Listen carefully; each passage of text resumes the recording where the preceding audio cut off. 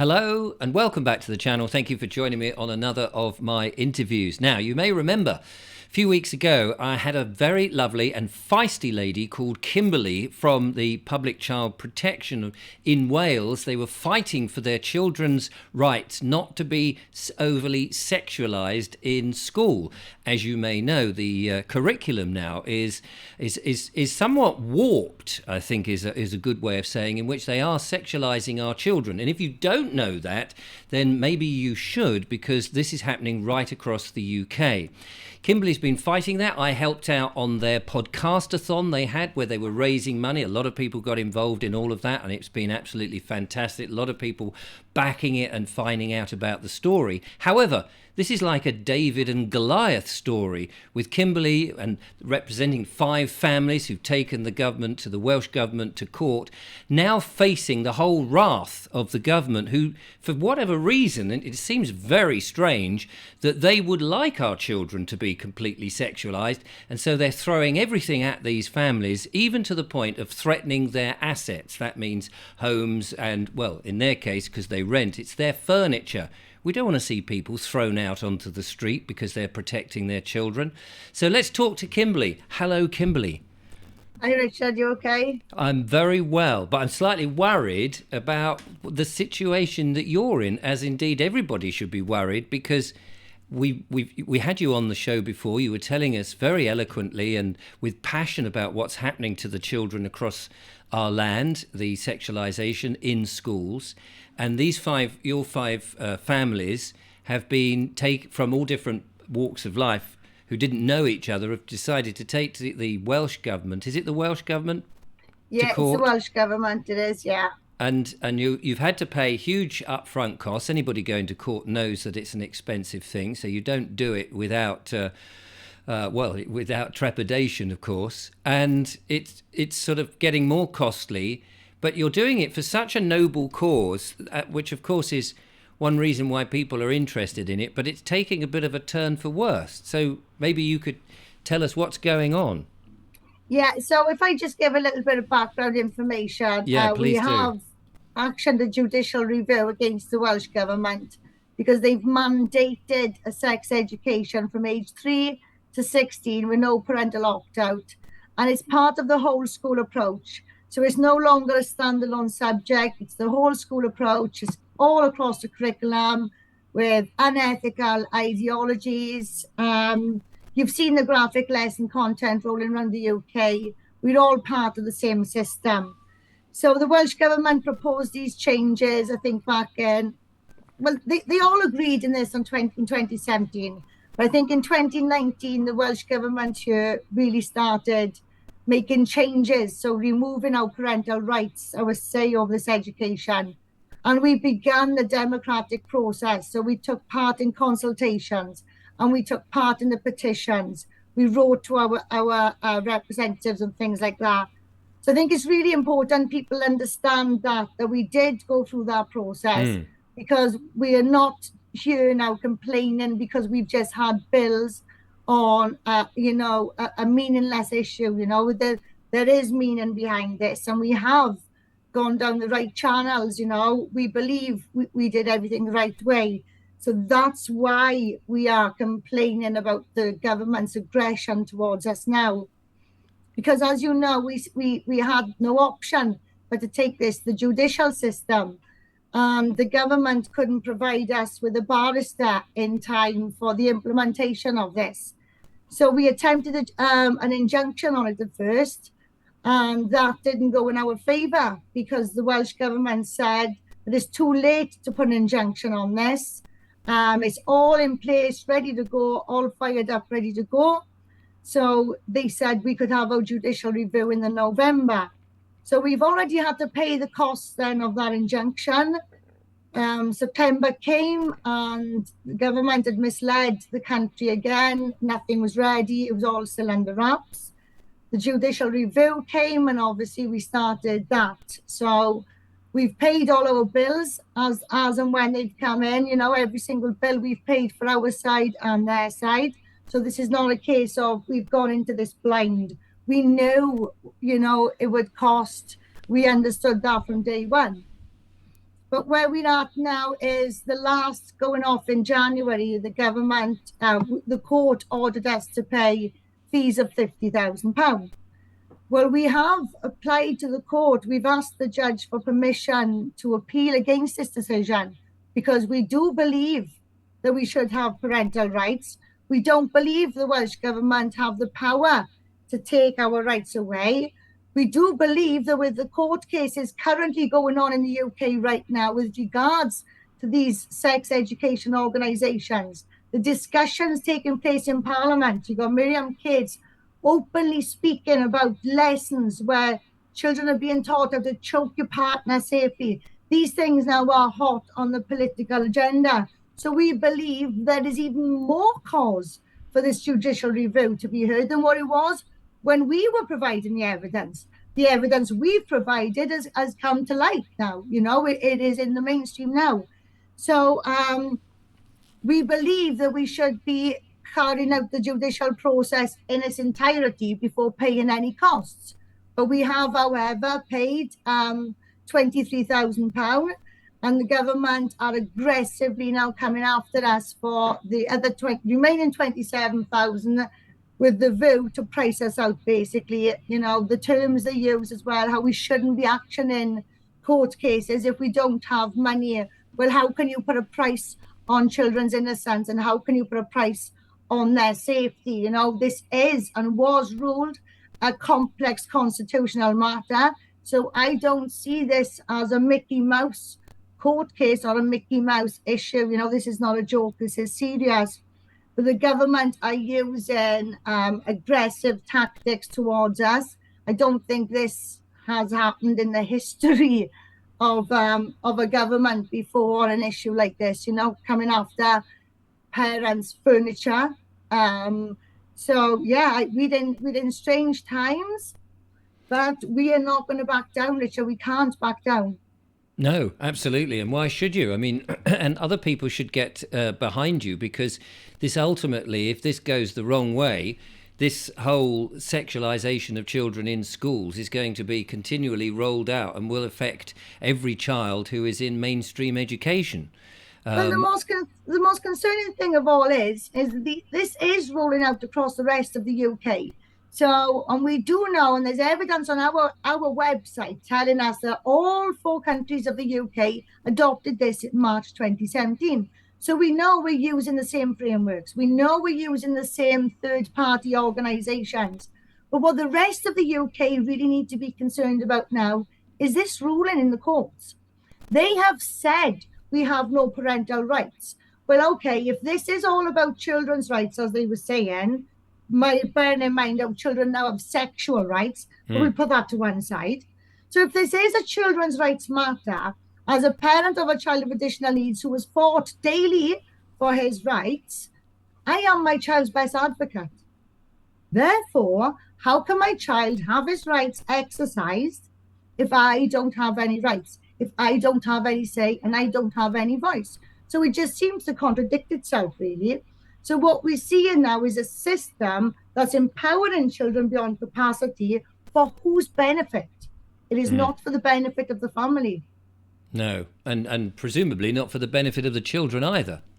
Absolutely not. We know that. We've seen where this has come from. And that's the most frustrating thing of all. We are being led to believe that the education system in the UK is a devolved matter in all 4 countries. But, the global documents are telling us something different. And when you look at this issue on a global scale, this education is in countries that have no running water. They have to have it, or their funding will be cut. So this is widespread. Have a look what's happening with those children there. Have a look at parents speaking up in school boards a decade later. We should be looking at what's going on around us and using these warnings and responding to it accordingly. And this is the biggest concern for the whole of the UK. The court has said we've got no parental rights. We have no parental rights. So if the legislation is going to go across the whole of the UK like these frameworks have, like they've told us it's going to, then this too is going to happen in England, Scotland and Ireland. Children from age 36 months. This is going to happen and we all need to respond to it. We need to nip in the bud now, basically. We need to start small and prevent it rolling out. We're in a very serious situation. Here in Wales, children now have sexual and reproductive rights because of their right to an education. So when they say you have no parental rights, we're talking about at the point that they're dropped off at school to the point that they're picked up.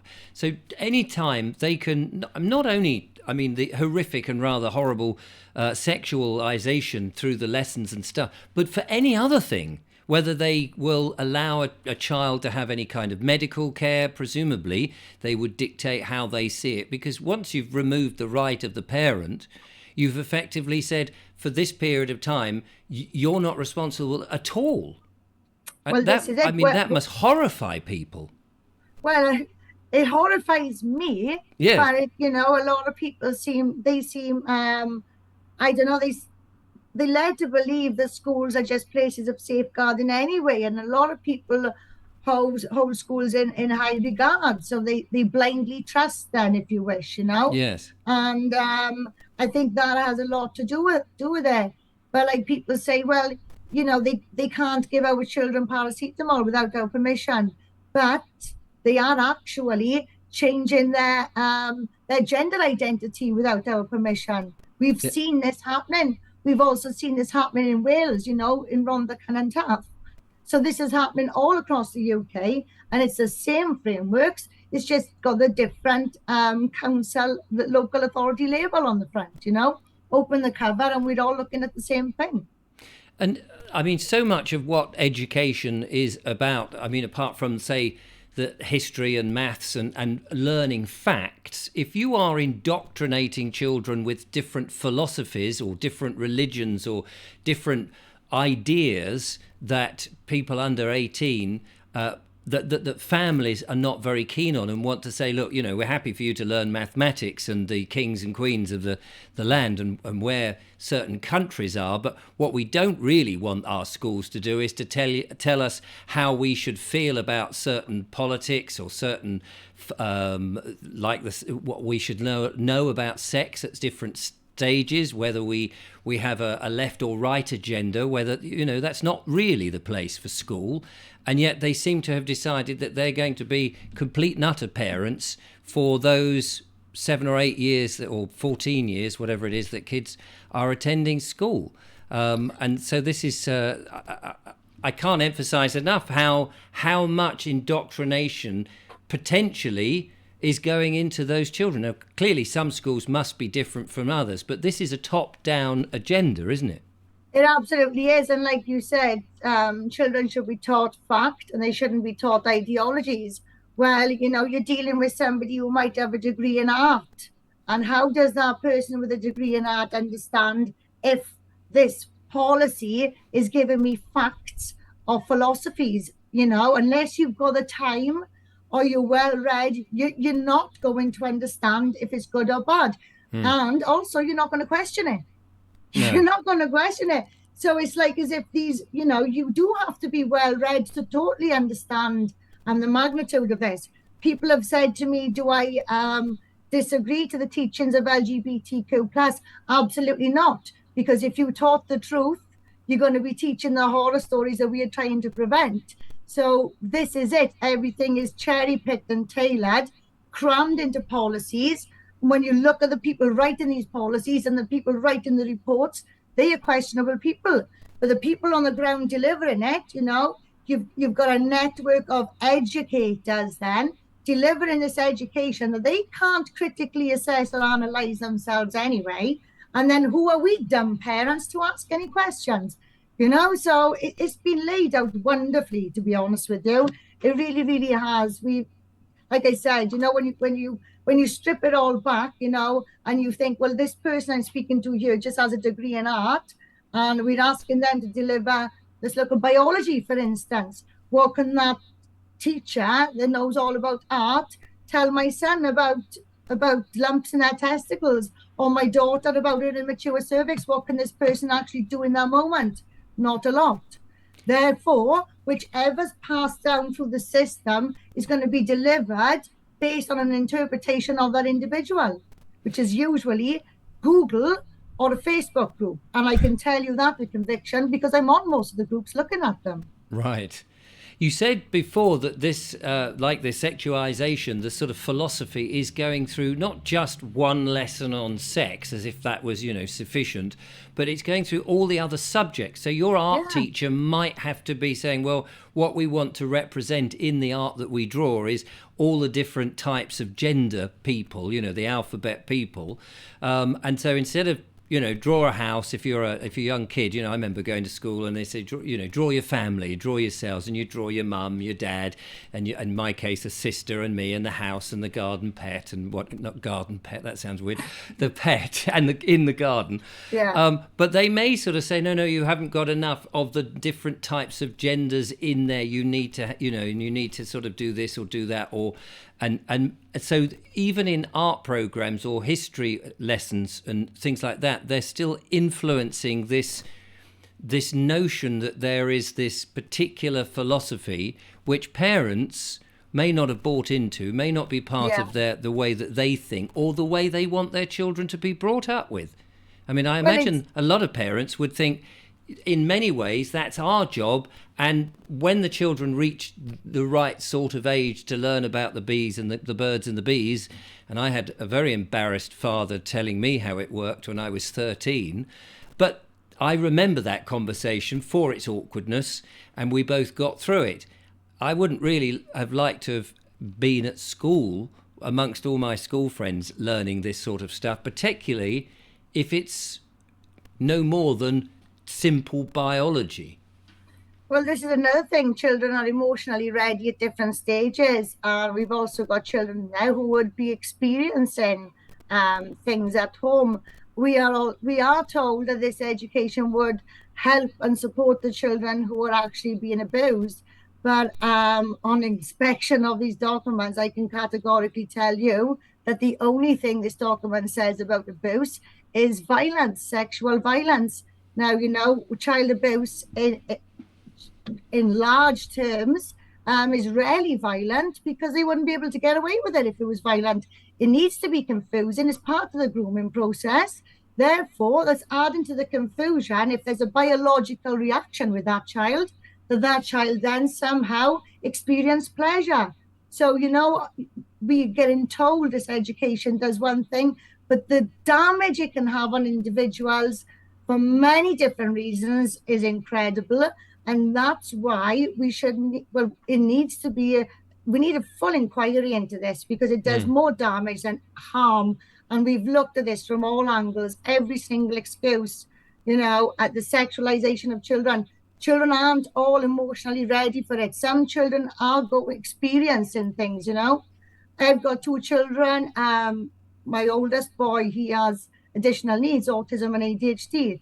Now, he would get obsessed with this education. He'd be repeating the words, he'd be running around penis, vagina, penis, at the age of 6. And then people are going to look at me. Then I've got my other boy then, who is very loving and placid. And, at the age of 12, putting a condom onto an adult-sized penis in a classroom would have been so embarrassing for him. Yes. And he would never have had the guts to even walk out of that room because he wouldn't want to upset the teacher.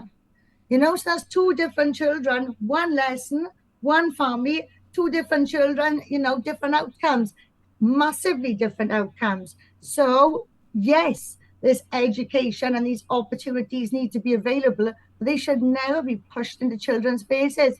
Very often, they are embarrassed. I remember speaking to teenagers in Cardiff about this education, and I asked them, they were older now, and I asked them how they felt about putting the condom onto the adult size penis. And they said, well, I hit my friend across the head with it. And I said, well, that's probably something that I would have done as well, boys. I said, but let's be honest, I said, did that equipment properly represent your anatomy? And he said, no, he said, but I told them it did, Yes. So yes. Even though, and when I put it to them, well, boys, was that a representation of yourself? No, it wasn't. The condom wouldn't fit. That wasn't a representation of their own genitalia. So even then, when you put it to the children. How helpful was that? Do you mean, could you have actually used that in a practical terms? No, they couldn't have. No. And the So thing whose about benefit is this for? absolutely. So it begs the question that the parents are not being asked if they wanted this from the word go. I interviewed a chap yesterday who was talking about the Ukraine war, and he was saying there was no debate whether the society, the British society, wanted to sort of send money to that. So he set up a petition, and then you remember during the pandemic we had no public consultation about our approach to that. Yeah. And again, everything it seems like with the 15-minute cities that people are now being seen in Oxford and Canterbury and places like that, these things are being imposed from the top. And now, as you so eloquently say, in the education system, we're having philosophy or ideology being pushed down at the most vulnerable in society and the next generation going forward, who's got to face all the nonsense that's across all the sides. And nobody's asked the parents, nobody's asked the British public if they would like this, because they could ask and people could say yes if they want it or no if they don't. Yeah. Why do you think that this is just being pushed down the line? Well, this is part of a wider agenda. The thing is, you only have to look at the documents and it tells you. So the framework for sex education, this is part of a global agenda. Those their words, we keep repeating these words, and well, these are all just conspiracies. But like I keep saying myself, I don't write this documentation. I read it, and I spent 3 years proving. We proved in that court, that judicial review, yes, it removed our parental rights, yes, but we still proved that this was a global sex education. We still proved that in the court. We still referenced that. That's all in transcript. So, there's absolutely no doubt that this is coming. This is beyond politics. This is way beyond politics. And that's where the confusion comes from. That you can't blame one side of the coin for this. There's somebody at every level pushing it. But the people responsible for the damage that we're seeing unfold are the well-funded lobbyists. And again, look at where their funding's coming from.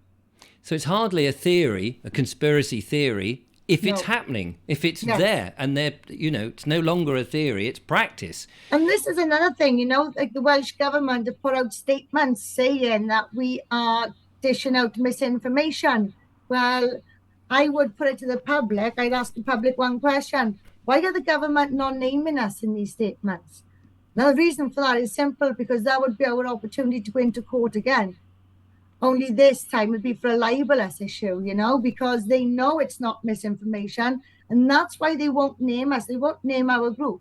They'll just say there's a group promoting misinformation. But everything we got is referenced. It's all heavily referenced. Nothing is assumption. It's all quotations.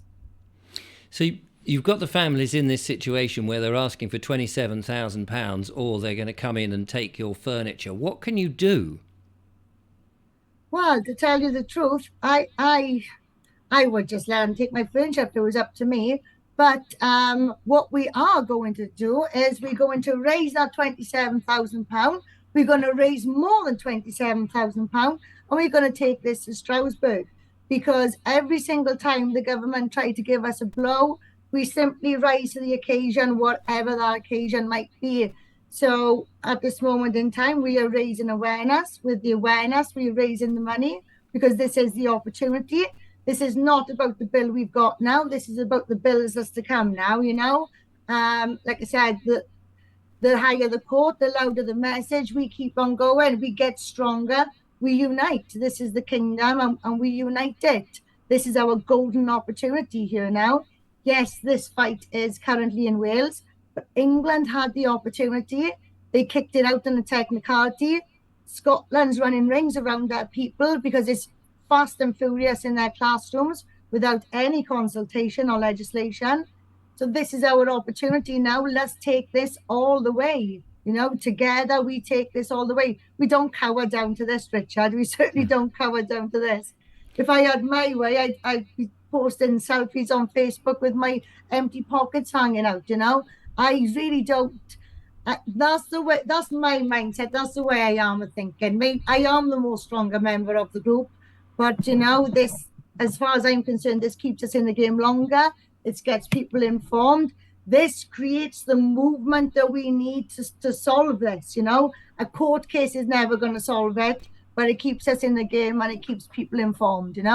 Yes, absolutely. And so the more publicity you can get. So, I mean, anybody watching my show, for example, I know I have YouTubers watching my show. They should get you on the show as well to talk about it, to increase that publicity so you get the message out. Because there's people sitting at home who have absolutely no idea that this is being railroaded through the education system.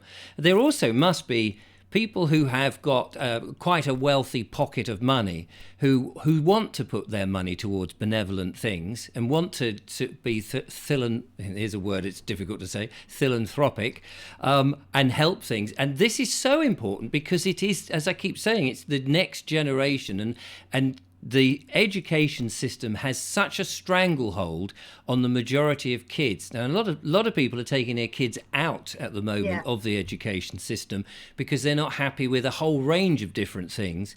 But it's not possible for everybody because people, especially at the moment with the fuel crisis and everything's going up in price, the inflation and all of the tax, that people have to go to work in order just to pay the bill. So they have to send their kids to the school. It's very difficult to do that. So we need to try and get as many people involved. And I admire your positivity about it. I mean, that's the only way, because otherwise, as soon as you roll over, it's finished. Yeah, well, that's it. The thing is, we've been doing this 3 years now, and because we are the nobodies, because we are the parents, we're all strangers who have come together. All I can do is look at what's going on around us and our treatment by media outlets and groups that are supposed to be speaking on behalf of us. I have never compared myself to anybody in my life, only the person I was the day before until this fight. And when this began, I had no choice but to compare myself to the people in Parliament, then compare myself to people in these organisations, and they do not come up to my 5-foot ankles, And this is our opportunity now to actually change things and to actually. I see everything as an opportunity, I can't help it. Like I said, we are bottom of the food chain. We are the nobodies. The fact that nobody's speaking up for us and we are genuine, we know who we are. We can't help but question other people then. And I've gotten to a point now, 3 years down the line, where, do you know what, guys? This is grassroots. It stays grassroots. We are more down to earth than worms. We are the ones that's going to drive this forward. Nobody at the top is going to change it. They've had their chance. They've had their opportunity. These groups out there who claim to be fighting this, and it's all lip service. This is the time to change things. I've learned a lot on this journey. And like I said, I could never compare myself to anyone before. Now I'm comparing myself to what's out there. It's not good enough. And I urge every single person to do the same. This is the horse to back. This is the workhorse. This is how we change our system, guys. It has to be from the bottom up. And we are keeping it bottom up now. We're not allowing people to... We're not allowing people to pull the wool over our eyes anymore, Richard. It's as simple as that. We've heard enough lip service. We've been told this one will do this, that one will do that. No, we call the shots, and we can only continue calling the shots if we are stood shoulder to shoulder. And that's our mission, and that's what we intend to achieve.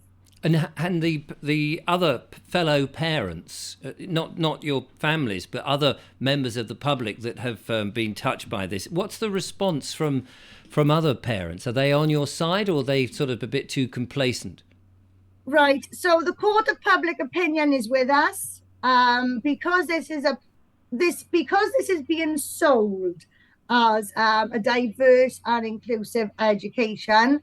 People aren't fully aware of the magnitude of it, and they aren't properly educated on the background of it. So that puts people off, especially if their child or their niece or nephew is gay or whatever. So that kind of makes people stand back a little bit at times. So, but we do have to keep educating and giving people confidence. In general, the court of public opinion is with us. Empty vessels make the loudest noise. We get the odd little bit of hate. People do tend to be with us, but it's the lack of confidence because they're being told from people in positions of power, positions of trust, that this is to safeguard the children. This is to make your children kind. But we are out there, we're not just myth busting this, we are providing solutions and simplifying it. And we, you know, from the ground up, we can safeguard our children against this in little small ways, things we can do at home, and we will regain control of the situation, you know, from the bottom up. So what do you want people to do? They're hearing this message, they're nodding their heads in agreement, they're thinking, this lady's got it, she's absolutely got it, we must help her. What can they do? Well, they can subscribe to our website first and foremost, www.publicchildprotectionwales.org. Second of all, please be patient with us because we are bottom of the food chain, we are nobodies. We've had to learn to build a website, learn to do videos, so we are really slow in that sense. So a little bit of patience. The most important thing of all is we connect, we get united. Here in Wales, we've got 22 local authorities, but 21 out of those 22 are in WhatsApp groups. They are actively connecting, networking and fighting. I'd like to see this continue and spread throughout the UK. We can only do this by networking, by connecting. We do have events. We've got one in London, actually, on the 17th of May, Parliament Square. We've got a big presentation in the Neon in Newport. So just keep an eye on what we're doing and either join in with us or mirror what we're doing. Let's just get this message out there. This is not open for debate. We're not arguing against any lobbyists. We're not arguing against minority groups. We're just exposing the truth. And by exposing the truth, the awareness will come, the funds will come to get us through this fight. And most important of all, we will build our movement and we will conquer it. Brilliant. Fighting talk. Anybody watching this, I mean, anybody who's got children at school should certainly have taken note and thought, hang on a minute, I think it's responsible as a parent just to go and have a look at the website, just Absolutely. To do that one thing. What I say is prove it wrong. Prove one thing on that website wrong. You know, don't look for a typo error or a missed apostrophe. Prove something on there wrong. You know, we've done an extensive investigation into our own government. We have proven things like terms like age appropriate. It doesn't exist. There's no assessment tool. We've got that in writing from the government. So have a look at what we've done. We really have investigated.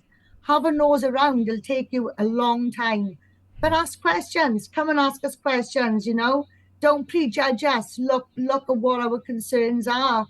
And we are always open to answering questions. We are probably the only people out there that say, ask me questions.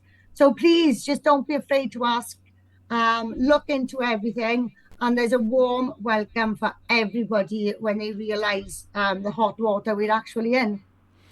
There we are. There's a call to action if ever I heard one. Thank you so much, Kimberley. That's so good of you to come back and keep us updated. And I hope you will continue to do that. We've got to get this message out. And if you're watching, just go to the website. The link will be in the description. It's very easy. You just put your finger on it. If you're on a mobile tablet thing or if you're on a computer, use your cursor on the mouse. It's that easy. Go and have a look because it is the future. It is our children. They will be the next lot who will be in government making decisions and things. And if they're damaged and if they're psychologically down the wrong path, what's that going to say for your grandchildren and people like that? So it is absolutely essential that people give it a whirl.